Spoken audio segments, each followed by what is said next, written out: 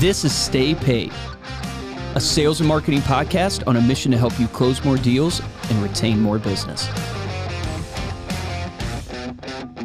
Welcome to another Silver Dollar episode of Stay Paid. My name is Joshua Stike. And I'm Luke Acree. And today, Luke, we are going to be talking about, should you join a team? It's a question every real estate agent and really any business owner faces at some point in their career.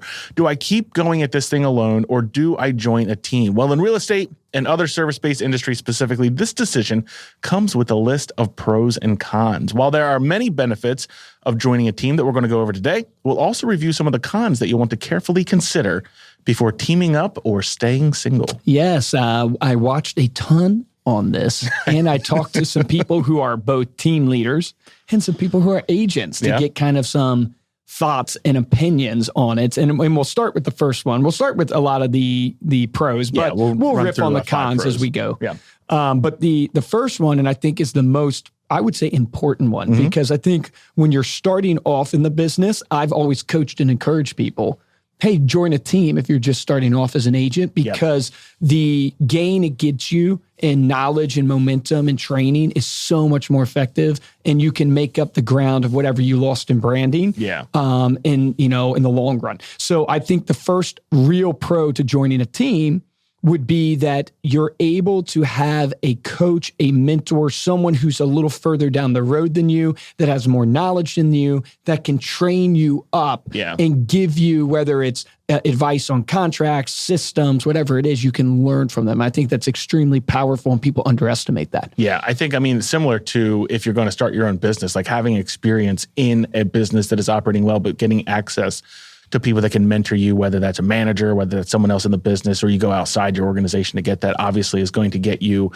quicker insight into kind of the idea of, like, if I want to be where you are right now, like, what do I need to do? Exactly. And that's something that you can do. So what does that mean? It means if you're thinking about joining a team right now, you need to join a team with someone that you look up to, that's further down the road than you, that you feel can mentor you, that you feel can coach you, and that you can feel invest in your life. Yeah. The second one here, which is instantly gratifying, which I think is a big reason that a lot of people are drawn to a team. But when you join a team, it's a great way to get more leads for yourself. And you should be joining a team that comes with an existing system to work those leads. Yes. So something that's already in place, that's already bought and paid for, that you don't have to put out your hard-earned dollars for. It's something you're getting the leads, and then you've got a system to work them. Well, you were just saying, we interviewed Will Penny, who is a team leader and everything. He has some agents on his team. He used to be an independent brokerage, and now he's, I think, with EXP. But he thinks the solo agent's going to go extinct. Yep.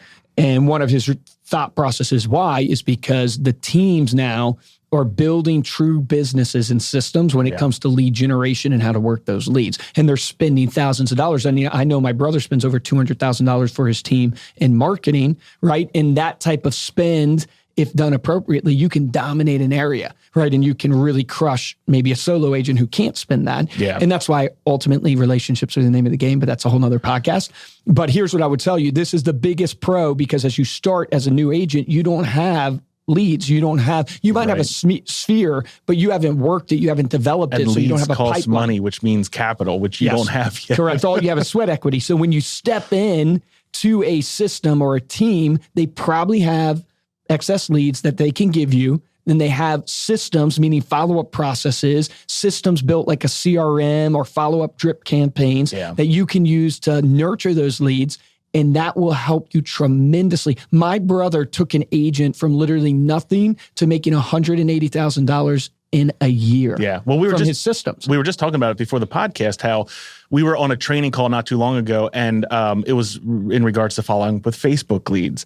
And this client that we were coaching either wasn't making the calls or was not having success with the calls. The minute that your brother actually got on and started calling the leads and found success, instantly implanted. We were saying, like, we could see the look on his face, instantly implanted the belief.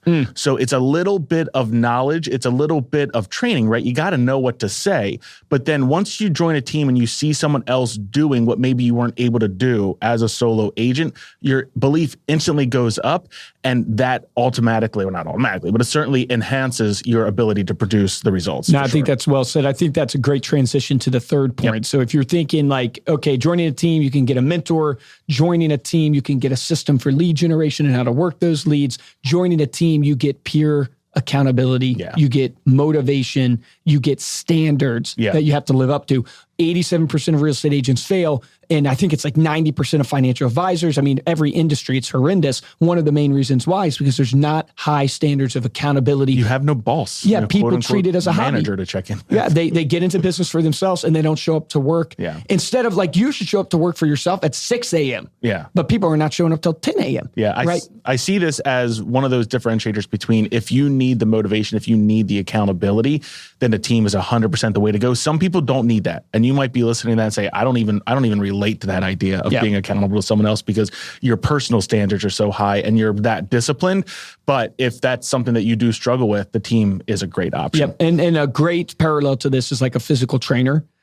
Because a lot of times, like I'm paying a physical trainer right now, and it is amazing how accountable they keep you to your workout routine. Yeah. And you're like, wow, man, there is power in pure accountability and trainers. And those accountability standards are so critical. And it can be motivating because this is a roller coaster. So if you find yourself discouraged, right, getting around a team of like-minded people is extremely powerful. Don't feel bad about that. That's super normal. And that's a pro for being on a team. They can motivate you. They can encourage you. They can pick you up when you're down and you get around that energy and you elevate to that temperature. Yep. Number 4, this is involved with the work-life balance. So joining a team could, now it's not 100% guaranteed, but it certainly could lead to better work-life balance if that's something that you personally value. Yeah. Why is that? It's because if you're solo, you're everything. You are the lead generator. You are the sales closer. You are the customer service. You are the ops person. You are the accountant. You're everything.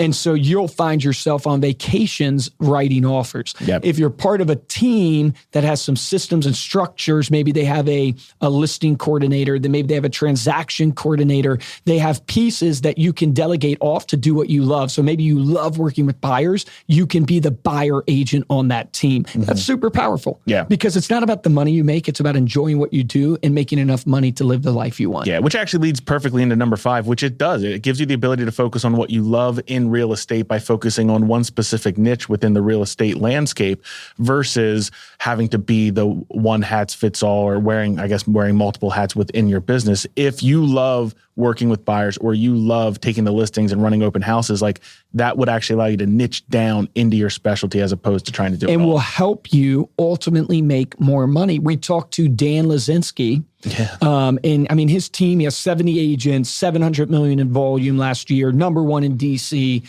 And he was saying that as a solo agent, a lot of solo agents tend to cap at $200,000 to $300,000 if they're crushing it, because their life, if they go above that, their it's life 90-hour weeks. Yeah, their life just becomes crazy, hectic, non-enjoyable. He has people on his team.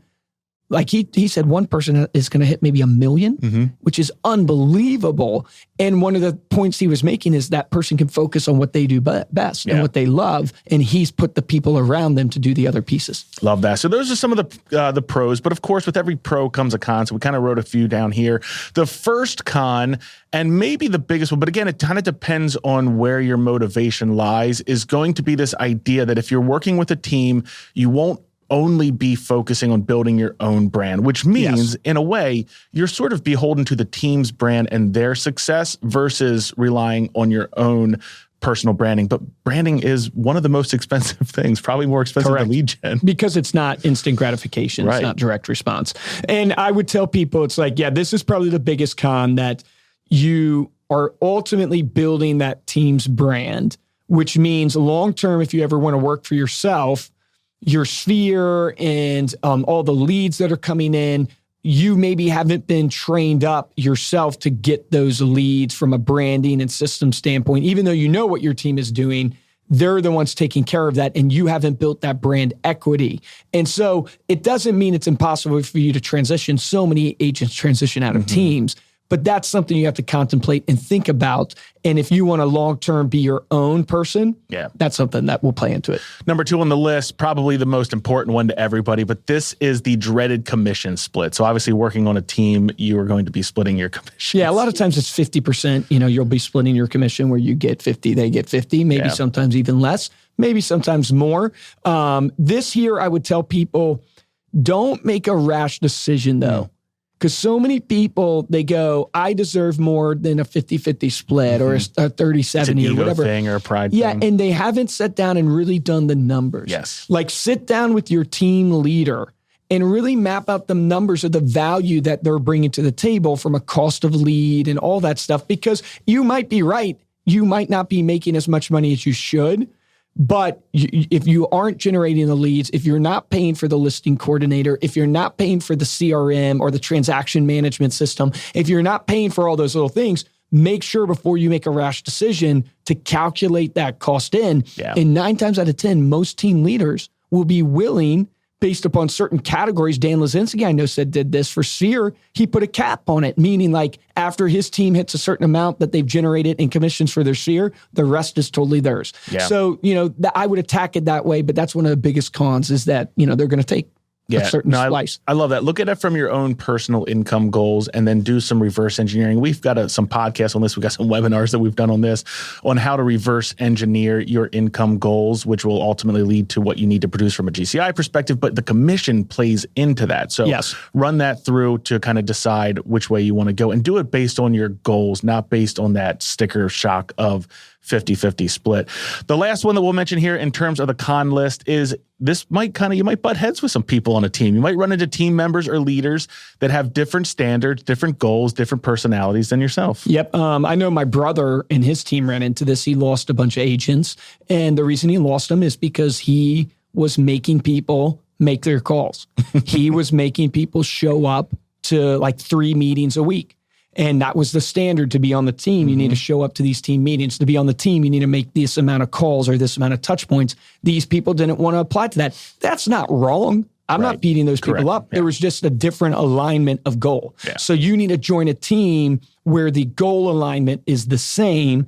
If not, that's a con. Yeah. Because you're going to enter into a world that you don't want to be in. You're going to enter into a standard that you don't want to abide by. And that's death. You're going to be frustrated, not making the money you want. Also, you can listen back to this episode with the lens of, if I am, let's say you're ready to join a team, what are some questions you should be asking that team leader, that owner of that team, along the lines of your personal brand, commission splits, what the standards are, what the KPIs are, like what does the team leader expect? Because a lot of these things will play into, is this a personal fit for you? It might not be the right team. Maybe there's a different team out there that's right absolutely. for you. Thank you so much for listening. You can head on over to staypaidpodcast.com for the show notes and the video of this episode. And if you're looking for ways to support the show, we would love it if you'd head on over to Apple Podcasts, drop us a 5-star review, and share this episode with a friend. Also, we'd love to hear your feedback. So if you go to staypaidpodcast.com/survey, there's a listener survey that we have over there. We've got a bunch of responses from that. I haven't been pushing it for a little bit, though. We'd love to hear your feedback, because a lot of what we've done in the past 6 months here with the show has been driven by some of that listener feedback. Guests that we've had on the show, format, length of the show, these shorter episodes kind of came out of that feedback as well. So that's staypaidpodcast.com/survey. I think it's 7 questions, so it doesn't take a lot of time. Speaking of teams, and if you're a solo agent, you might be a little lonely sometimes. Yeah. What do you call a lonely cheese? What do you call a lonely cheese? A cheese that is lonely. Provolone. If you want to get a hold of me or Luke, you can email us at podcast@remindermedia.com, or you can find us on Instagram and TikTok. We are at Stay Paid Podcast. And of course, you can check out Reminder Media on social media. We are at Reminder Media. For this episode of Stay Paid, I'm Joshua Stike. Guys, I'm Luke Acree. Obviously, one of the action items from this is look at yourself and go, should I be on a team? Should I not be on a team? If you're a newer agent, right, and maybe you're struggling, maybe a team is the right choice for you, right? Maybe you're on a team right now and you're not happy, and it's because your standards are different. But I think the real action item that everybody can apply across industries to this is, what are your standards? What are the accountability metrics that you've put into place? Whether you're running a team, running as a solo agent, thinking about joining a team, it is one of the most important things you can do in business is set your standards of excellence that you will not compromise on. If you set that in your life, it will produce powerful, powerful results in who you hire, what you do every single day, your income. Remember, the difference between top producers and mediocre producers is top producers take action. Take action on that today.